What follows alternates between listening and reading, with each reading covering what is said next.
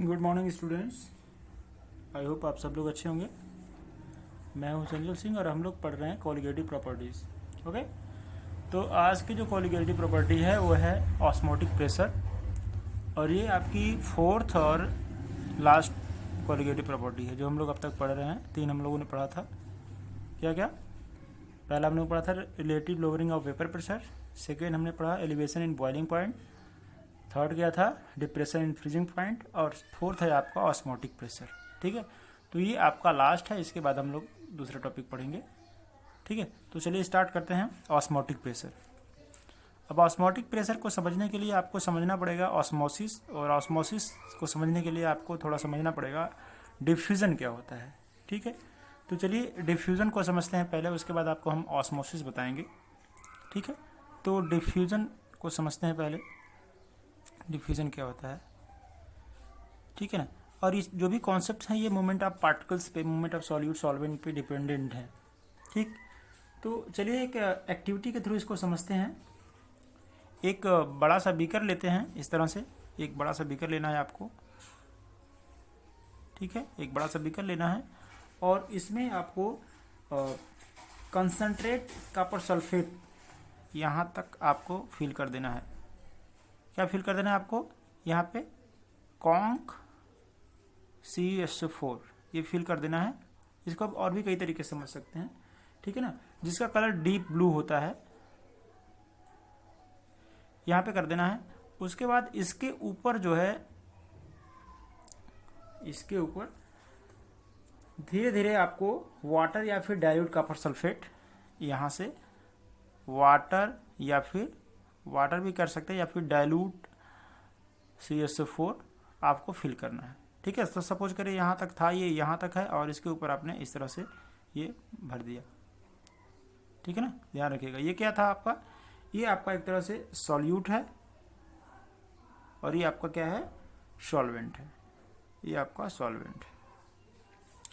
ठीक है ना, आपने भर दिया। क्या किया आपने? नीचे एक आपका कॉन्सनट्रेट कॉपर सल्फेट सॉल्यूशन है जो कि सॉल्यूट की तरह है, और ऊपर आपका एक वाटर है या फिर डाइल्यूट कॉपर सल्फेट है। ठीक है ना, डाइल्यूट का मतलब ये बहुत हल्का हो गया, इसमें कंसंट्रेशन बहुत कम होगा। और इसके बाद क्या करेंगे, आप इसको ऐसे ही स्टिल छोड़ देंगे। आफ्टर सम टाइम या आफ्टर सम आवर्स आप क्या देखते हैं? तो हम ऐसे देखते हैं कि जो हमें फाइनली जो सॉल्यूशन मिल रहा है वो क्या हो रहा है, वो यूनिफॉर्मली मिल रहा है। हमें यहाँ पे थोड़ा सा डिफ्रेंसिएशन दिख रहा है कि ये solute particular deep blue colour का है और ये हल्के कलर का है, लेकिन यहाँ पे हमने देखा कि ये यूनिफॉर्मली डिस्ट्रीब्यूट हो चुका है इस तरह से। ठीक है ना, ये है यूनिफॉर्मली डिस्ट्रीब्यूशन, यूनिफॉर्मली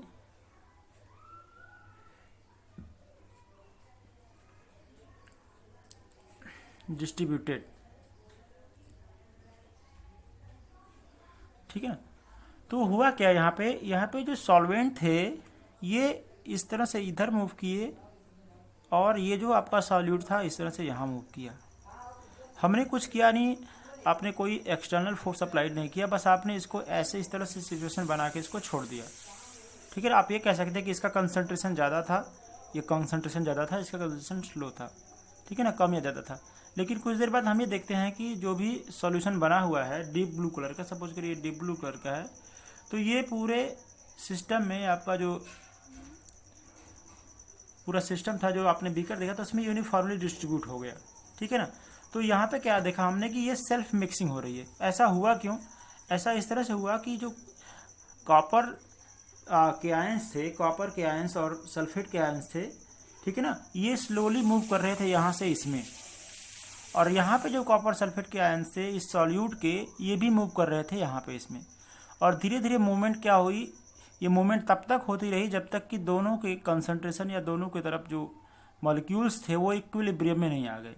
और जैसे इक्विलिब्रियम में आए तो हमको दिख रहा है कि ये यूनिफॉर्म डिस्ट्रीब्यूशन यहाँ पे हो रहा है। ठीक है ना, तो ये जो वाटर के मॉलिक्यूल्स थे या कॉपर सल्फेट के डाइल्यूट कॉपर सल्फेट के मॉलिक्यूल्स थे, ये भी मूव कर रहे थे इस साइड में और ये यहाँ से मूव कर रहे थे। दोनों तरफ का मूवमेंट हो रहा था। यहाँ पे कोई बाउंडेशन नहीं था कि सॉल्यूट है कि सॉल्वेंट मूव करेगा। बस देखिए यहाँ पे इसका कंसंट्रेशन ज़्यादा था सॉल्वेंट का, और इस यहाँ पे क्या था, सॉलिड कंसंट्रेशन ज़्यादा था, और दोनों ने मूव करके एक दूसरे में मिक्सअप हो गए। तो एक तरह से हम कह सकते हैं कि ये सेल्फ मिक्सिंग हो रही है, ठीक है ना, एक तरह से क्या हो रही है, द सेल्फ मिक्सिंग। तो हम कह सकते हैं the self mixing of solute present in the solution and the solvent present above the solution to form a homogeneous mixture is called diffusion, ठीक है ना। सेल्फ मिक्सिंग क्या होती है, डिफ्यूजन होती है। इसको हम अगर डिफाइन करना चाहे तो हम कह सकते हैं, और नेट स्पॉन्टेनियस भी कह सकते हैं, द स्पॉन्टेनियस मिक्सिंग भी कह सकते हैं। तो the spontaneous mixing, the spontaneous mixing of the particles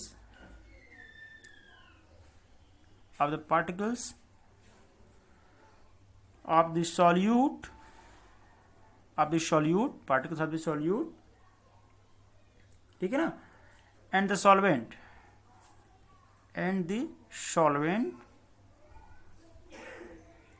to form a homogeneous mixture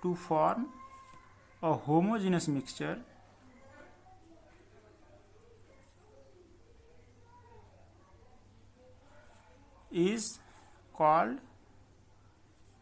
diffusion, ठीक है ना। तो क्या क्या है, the spontaneous mixing of the particles of solute and solvent, solute और सॉल्वेंट के पार्टिकल्स का स्पॉन्टेनियस मिक्सिंग। कब तक मिक्सिंग हो रही है, जब तक कि वो एक होमोजीनियस सॉल्यूशन नहीं बना रहे, होमोजीनियस मिक्सचर नहीं बना रहे हैं, हम उसको कहते हैं डिफ्यूजन, ठीक है ना। अब ये डिफ्यूजन हो गया, समझ में आई। ये आपको देखना है कि दोनों एक दूसरे में मिक्स हो रहे हैं और बिना किसी एक्सटर्नल फोर्स के। हमने कोई एक्सटर्नल फोर्स अप्लाई नहीं किया, हमने बस इसको इस तरह से अरेंजमेंट करके यहाँ पे रख दिया, ठीक है ना। अब ऐसा मूवमेंट इसलिए हो रहा है क्योंकि यहाँ पे जो ये बाउंड्री बनी हुई है, यहाँ पे हमने कुछ लगाया नहीं हुआ है। सपोज करिए आपने कुछ लगाया भी है तो यहाँ पे इसके होल्स बड़े हैं, ठीक है ना। यहाँ के जो पोर्स हैं वो बहुत बड़े हैं, इतने बड़े हैं कि इस साइड से सॉल्वेंट में मूव कर रहा है और सॉल्वेंट के साइड से सॉल्वेंट भी सॉल्यूट साइड में मूव कर रहा है। इस तरह से दोनों में इंटरमिक्सिंग हो रही है। No external force is required to apply, ठीक है ना। अब सपोज करें कि एक एक्सपेरिमेंट, ये एक्सपेरिमेंट हम कर रहे हैं, इस एक्सपेरिमेंट को करने के लिए हमने क्या किया, यहाँ पे एक बाउंड्री लगा दी। हमने यहाँ पर क्या किया, एक सेमी परमिएबल मेम्ब्रेन लगा दिया, ठीक है। सपोज करिए अब ये अरेंजमेंट कुछ इस तरह से हो गई, ये अरेंजमेंट कुछ इस तरह से हो गई कि आपने यहाँ पर एक सेमी परमिएबल मेम्ब्रेन लगा दिया, ठीक है ना। यहाँ पे आपने एक सेमी परमिएबल मेम्ब्रेन लगा दिया, ठीक है। तो अब देखिए क्या हो रहा है, यहाँ पे जो आपने दिया था, इसको आप फिर से बना देते हैं हम इस स्ट्रक्चर को। कंसंट्रेटेड कॉपर सल्फेट सॉल्यूशन यहाँ पे ये है, ये क्या है, कॉन्ग CSO4 सॉल्यूशन, ठीक है ना। इसको हम समझाते हैं आपको। यहाँ पे क्या था, आपका वाटर और डाइल्यूट CSO4 सॉल्यूशन, ठीक है ना। ये आपकी थी सेमी परमिएबल मेम्ब्रेन। तो यहाँ पे क्या हुआ, देखिए यहाँ पे जो था, यहाँ पे इसका जो है, ये इसके जो लेवल है ये बढ़ गया, ठीक है। ये ऐसे इक्वल था, हमने जब आपने रखा होगा तो उस तरह से इक्वल रहा होगा, इस तरह से रहा होगा, कुछ इस तरह से कि आपने जब इसको फिल किया था तो यहाँ पे दोनों थे इस तरह से, ठीक है ना। लेकिन अब क्या हो रहा है, इसका मूवमेंट, ये जो इसका लेवल जो है ये इंक्रीज हो रहा है, ठीक है ना। लेवल इसका इंक्रीज हो रहा है। रीजन क्या है कि यहाँ पे जो नेट फ्लो है इस तरह से हो रही है, नेट फ्लो यहाँ पे यहाँ हो रहा है और इस तरह से हो रहा है। तो ठीक है, देखिए हो क्या रहा है, हमने क्या किया, हमने इस दोनों के बीच में एक सेमी परमिएबल मेम्ब्रेन लगा दिया। हमने क्या लगाया, एक सेमी परमिएबल मेम्ब्रेन लगा दिया, ठीक है। इसको समझ लेते हैं पहले, सेमी परमिएबल मेम्ब्रेन क्या होती है। ये क्या है, a membrane which permits to pass through out, which permits only the solvent particles to pass through out and not solute particles, ठीक है। सेमी परमिएबल मेम्ब्रेन क्या होती है, एक ऐसी मेम्ब्रेन जो केवल सॉल्वेंट के पार्टिकल्स को पास आउट करने के लिए अलाउ करती है और सॉल्यूट के पार्टिकल्स को नहीं करती है। तो जो सॉल्वेंट के पार्टिकल्स थे, ठीक है ना, अब कंसंट्रेशन क्या था, ये इस तरह से मूव कर गया। तो अब आप देखिए कि सॉलिड के पार्टिकल्स को अलाउ करती है semi permeable membrane. Semi permeable membrane दो तरह की होती हैं, एक आपकी नेचुरल होती है और दूसरी आपकी होती है, ये दो तरह की होती है। नेचुरल होती हैं कुछ, जैसे जनरली यूज होता है पिग्स ब्लेडर, ये होता है, ठीक है ना। कुछ आर्टिफिशियल भी होती हैं, आर्टिफिशियल भी जैसे पार्चमेंट पेपर, ठीक है ना, आपका पार्चमेंट पेपर होता है,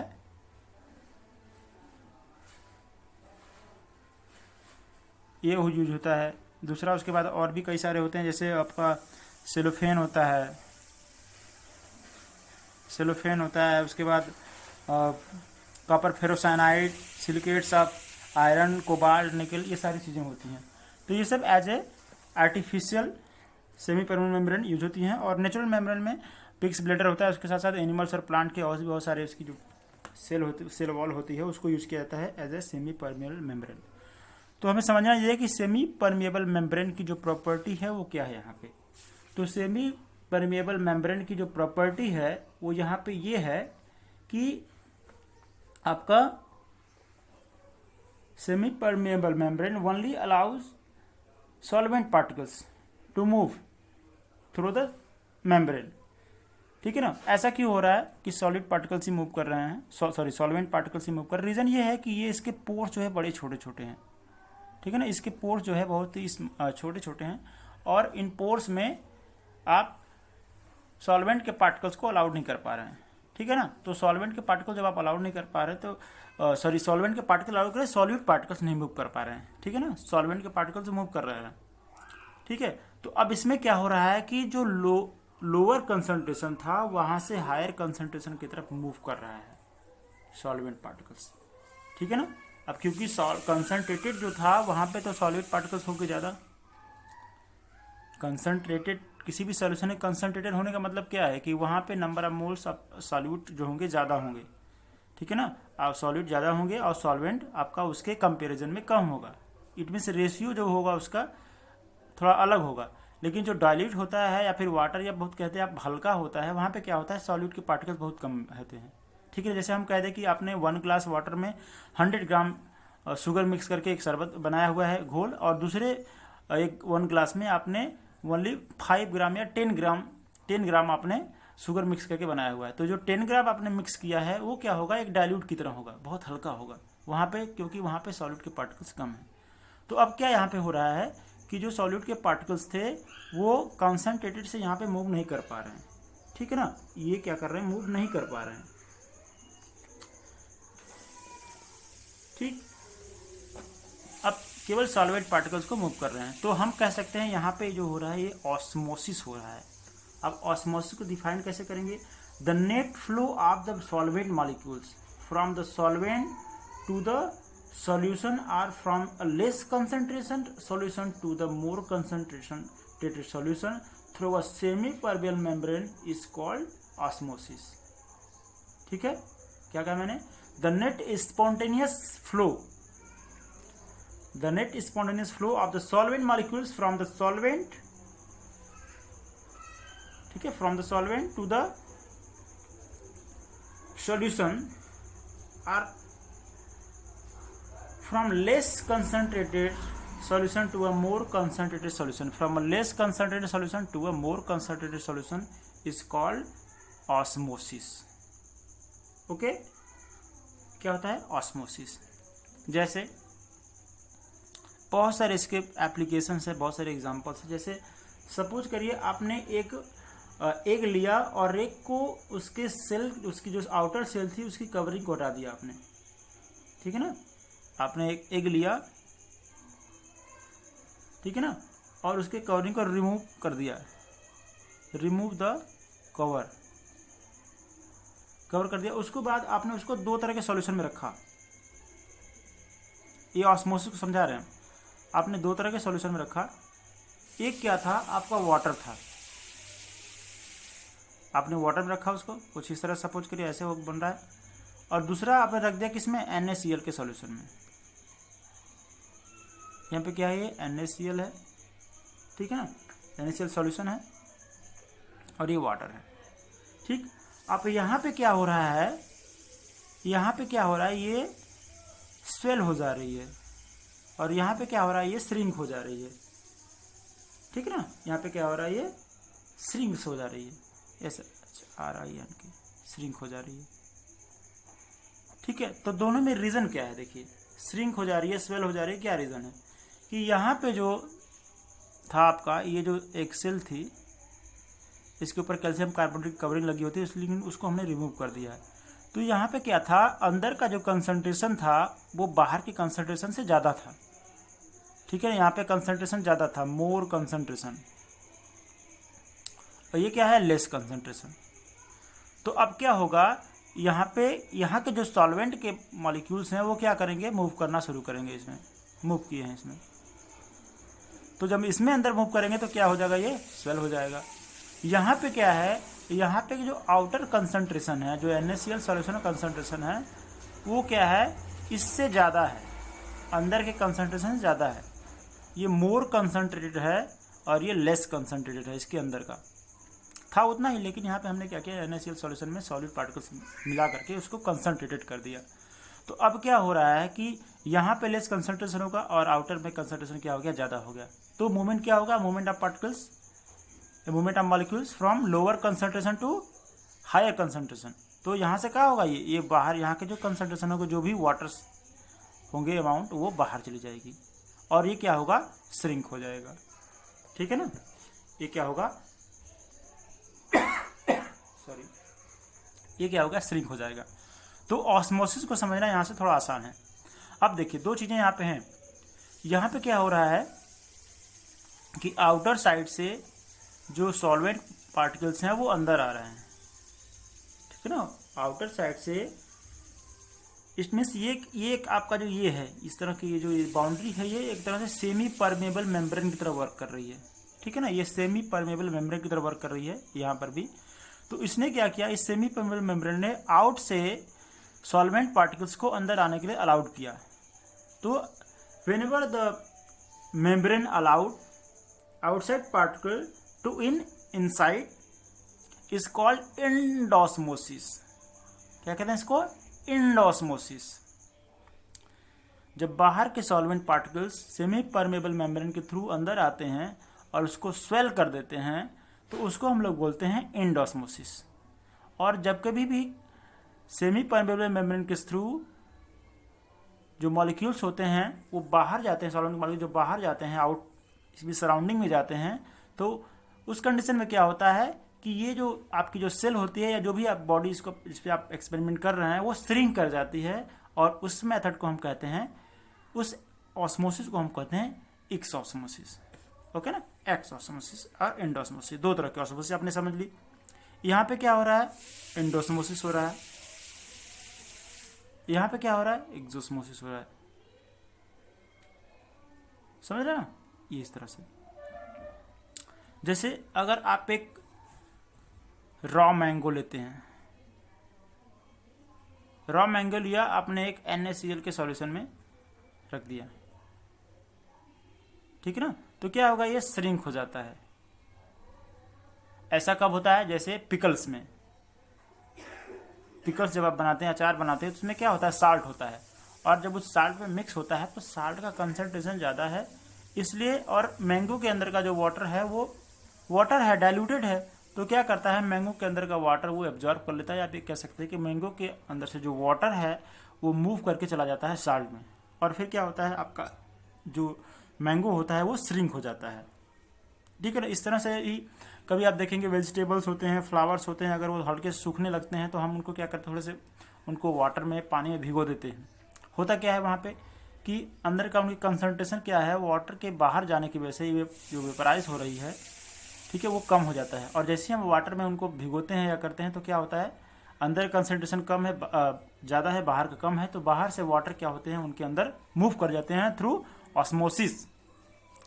तो वे क्या होते हैं, थोड़े फ्रेश दिखने लगते हैं, थोड़े अच्छे दिखने लगते हैं, आपको लगता है कि अभी ताज़ा है। ठीक है ना, तो ये आपका रहा ऑस्मोसिस। ऑस्मोसिस में समझना क्या है आपको, movement of molecule, movement of solvent particles from lower concentration to, ठीक है, from lower concentration to higher concentration through semi permeable membrane is called osmosis. ठीक है, एंडोस्मोसिस क्या होता है, मैंने कहा whenever when the molecule permits the solvent molecules to enter inside it is called endosmosis, and second when the membrane permits the solvent molecule to come out through the membrane बाहर जा रहे हैं उसको बोलते हैं एक्सोस्मोसिस। ठीक है, तो ये समझ में आया। जैसे सुबह सुबह क्या करते हैं आप, ग्राम को भिगोते हैं, ठीक है, उसके बाद क्या करता है वो स्वेल कर जाता है, ठीक है ना, या फिर आप किशमिश भिगो खाते हैं तो क्या करता है वो भी आपका स्वेल कर जाता है। तो इस तरह से क्या होता है, यहाँ पे आपका एंडोस्मोसिस हो रहा है। क्या हो रहा है यहाँ पे, एंडोस्मोसिस। और जब उसको आप धूप में रख देते हैं या सुखाने लगते हैं तो वहाँ पे क्या होता है, एक्सोस्मोसिस होता है और फिर वहाँ से वाटर पार्टिकल्स बाहर चले जाते हैं। ठीक है ना, इस तरह से कभी जो लोग भी साल्ट ज़्यादा लेते हैं उनकी बॉडी में क्या होता है कि साल्ट जैसे ही आप बॉडी में ज़्यादा लेते हैं तो सेल क्या होती हैं, वो सेल के अंदर का जो मटेरियल है वो बाहर आने लगता है। ठीक है ना, और वाटर जो भी होता है सेल के अंदर का बाहर आने लगता है और सेल श्रिंक होने लगती हैं, फिर ड्राइनेस फील होती है आपको, या इस तरह से वाटर कमी आपको फील होती है। ठीक है ना, जिस दिन आप साल्टी फूड ज़्यादा खा लेते हैं उस दिन आपको थोड़ा सा थर्स्ट ज़्यादा फील होता है, प्यास आपको ज़्यादा लगती है। इसके पीछे रीज़न यही है कि वो क्या करता है, वहाँ पे ऑस्मोसिस हो रहा है, एक्सोस्मोसिस हो रहा है, और सेल के जो पार्टिकल्स हैं आपकी बॉडी की जो भी हैं वाटर मॉलिक्यूल्स वो बाहर चले जा रहे हैं, बाहर चले जा रहे हैं, मतलब कि कॉन्सेंट्रेशन जो है इसका ये करते हैं। अब कुल मिला के यहाँ पर भी मूवमेंट हो रहा है, यहाँ पर भी मूवमेंट हो रहा है, यहाँ पर भी मूवमेंट हो रहा है, लेकिन ये मूवमेंट कब तक होगा, ये जो भी मूवमेंट हो रहे हैं पार्टिकल्स के, सॉल्वेंट के, या वहाँ पे सॉल्वेंट और सॉलिड दोनों के, तो ये मूवमेंट कब तक होगा, ये मूवमेंट तब तक होता रहेगा जब तक कि दोनों सिस्टम के बीच में एक इक्विलिब्रियम ना स्टेबल हो जाए, एक इक्विलिब्रियम ना आ जाए।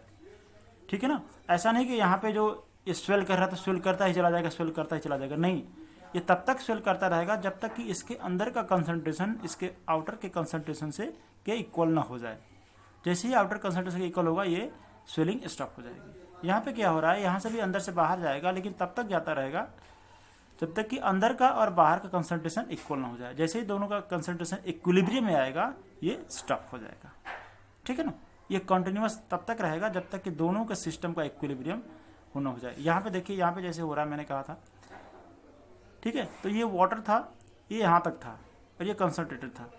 ठीक है ना, लेकिन इसका लेवल कम होने लगा। रीज़न क्या था कि ये लो कंसंट्रेशन था इसका और ये हाई कंसंट्रेशन था, तो लोअर कंसंट्रेशन से हायर कंसंट्रेशन की तरफ ये मूव करने लगे।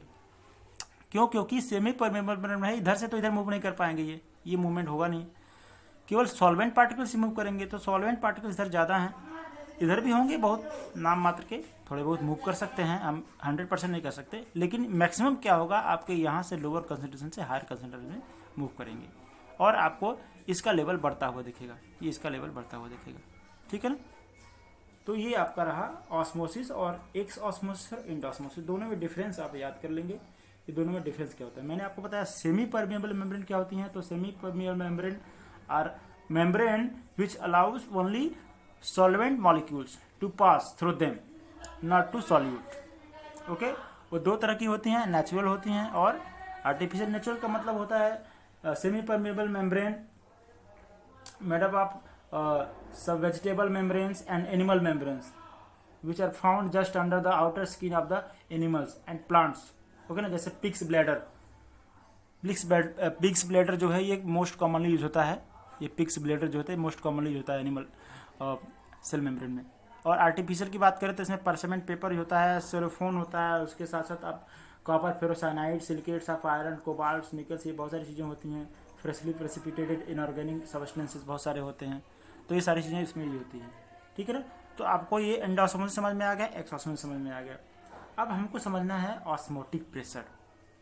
ठीक है, डिफ्यूजन समझा आपने और यहाँ पे आपने ऑस्मोसिस समझा,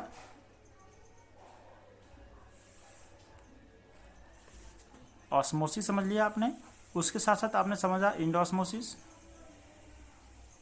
और एक्सोस्मोसिस। ठीक है ना, इसको ऐसे लिखते हैं ऑस्मोसिस। अब हमें क्या पढ़ना है, ऑस्मोटिक प्रेशर। हमें पढ़ना है ऑस्मोटिक प्रेशर। ठीक है, osmotic pressure.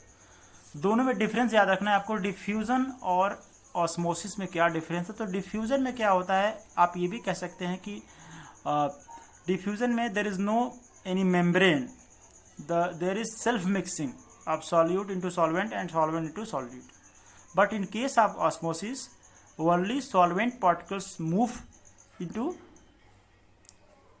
High concentration, more concentrated area, more concentrated part of the solution। ठीक है, या फिर आप कह सकते हैं movement of solvent particles from lower concentration to higher concentration is called osmosis.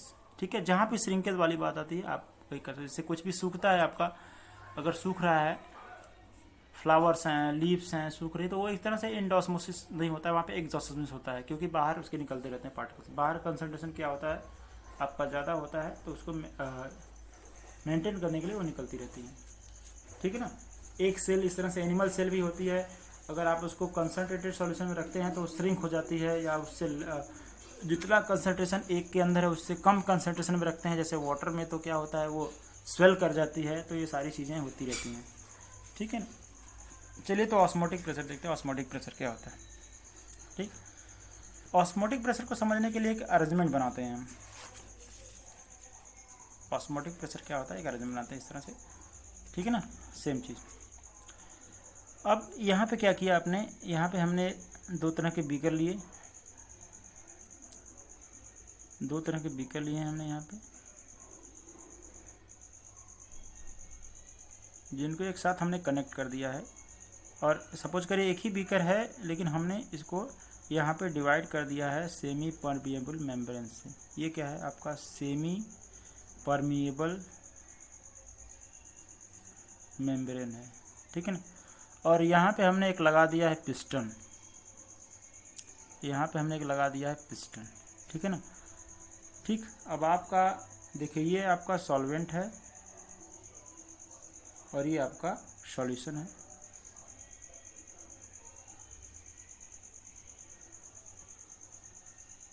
इसको थोड़ा हम इस तरह दिखाते हैं।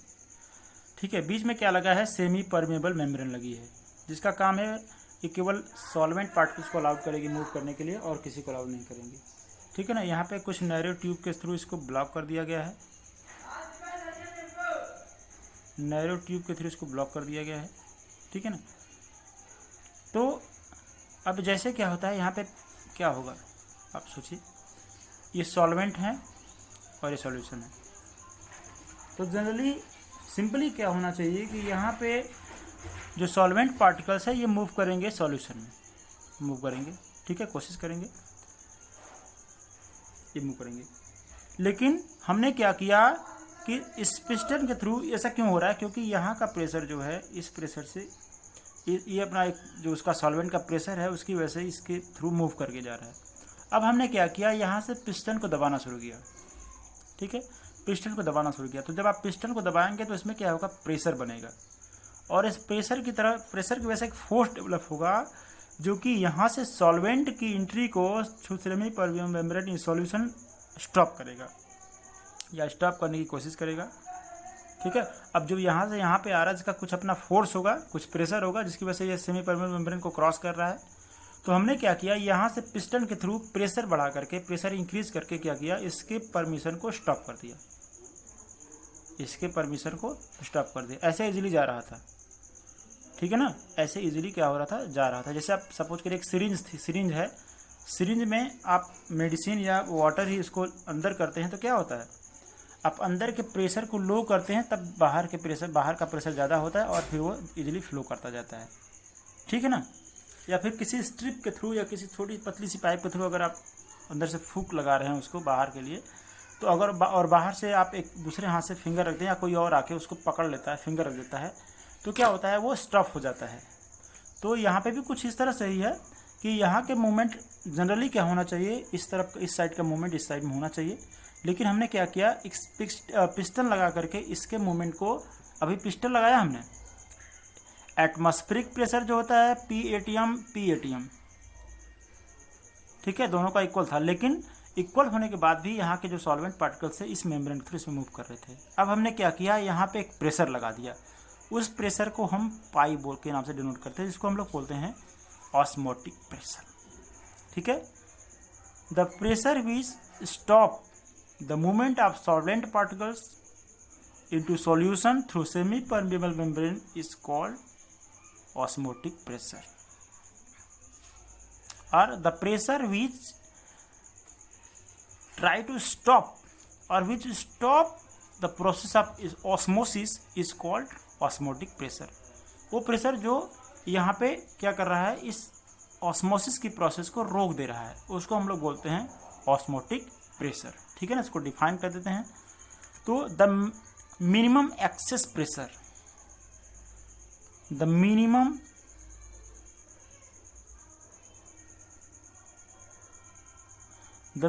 excess pressure that has to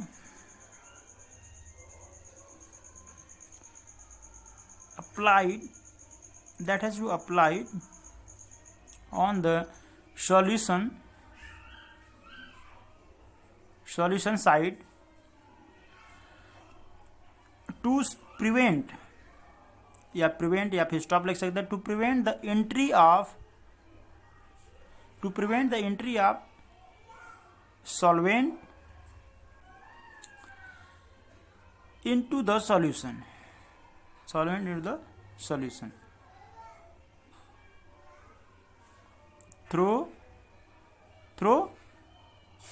through semi permeable membrane। ठीक है ना, is called osmotic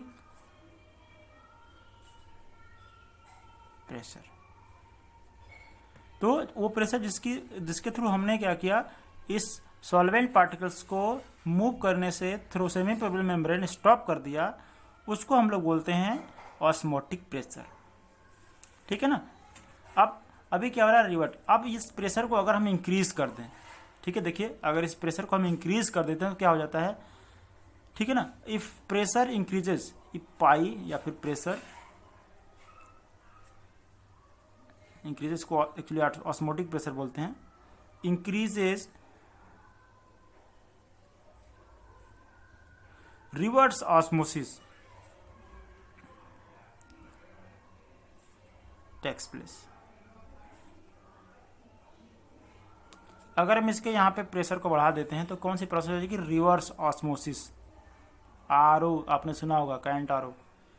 तो यहाँ पे क्या हो रहा है, रिवर्स ऑस्मोसिस हो जाएगी। इसमें से यहाँ पे जो प्रोसेस, यहाँ के पार्टिकल्स जो यहाँ से इधर मूव कर रहे थे, अब क्या करेंगे, प्रेशर इंक्रीज करने के बाद यहाँ से यहाँ मूव करने लगेंगे। ठीक है ना। तो जब यहाँ से यहाँ मूव करेंगे तो इसको हम लोग कहते हैं रिवर्स ऑस्मोसिस। ठीक, तो आपको समझ में आ गया ऑस्मोटिक प्रेशर क्या होता है। ऑस्मोटिक प्रेशर को हम पाई से डिनोट करते हैं। अब इसका एक्सप्रेशन कैसे देखते हैं, देखिए ये कहा जाता है कि जो पाई होता है is directly proportional to the molarity of solution. Pi is directly proportional to the molarity of the solution. ये क्या है, मोलरिटी ऑफ द सॉल्यूशन है। ठीक, pi is directly proportional to molarity of solution and also pi is directly proportional to temperature. ठीक है ना, which is in kelvin. इसके भी एक डायरेक्टली प्रोपोर्शनल होता है। इसका मतलब ये कह सकते हैं कि आप टेम्परेचर बढ़ाएंगे तो ये बढ़ेगा, मोलरिटी बढ़ेगी तो ये बढ़ेगा, या फिर ये बढ़ेंगे तो ये बढ़ेंगे, ये बढ़ेंगे तो ये बढ़ेंगे। तो क्या है, क्या तुम अब हो क्या है, मोलरिटी का फार्मूला क्या होता है आपको पता है, number of moles upon volume in litre. ठीक है, ये होता है आपका वॉल्यूम इन लीटर शॉर्ट में। अब दोनों को जब मिक्स करते हैं, सपोज करिए आपका ये इक्वेशन फर्स्ट हो गया, ये इक्वेशन सेकंड हो गया। ठीक है ना, from equation first and second. तो फर्स्ट एंड सेकंड इक्वेशन से क्या हो जाएगा, दोनों को मिलाएंगे तो हम कह सकते हैं pi is equal to M R T.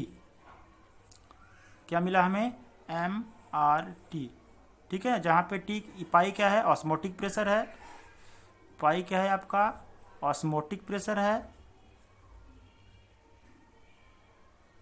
ठीक है ना। और आर क्या है आपका, गैस कांस्टेंट है। और यहाँ पे आप क्या कह सकते हैं, यहाँ पे आपका जो है एक कांस्टेंट है, सॉल्यूशन कांस्टेंट यहाँ पे कह सकते हैं, सॉल्यूशन कांस्टेंट है, एक सॉल्यूशन कांस्टेंट है यहाँ पे क्या।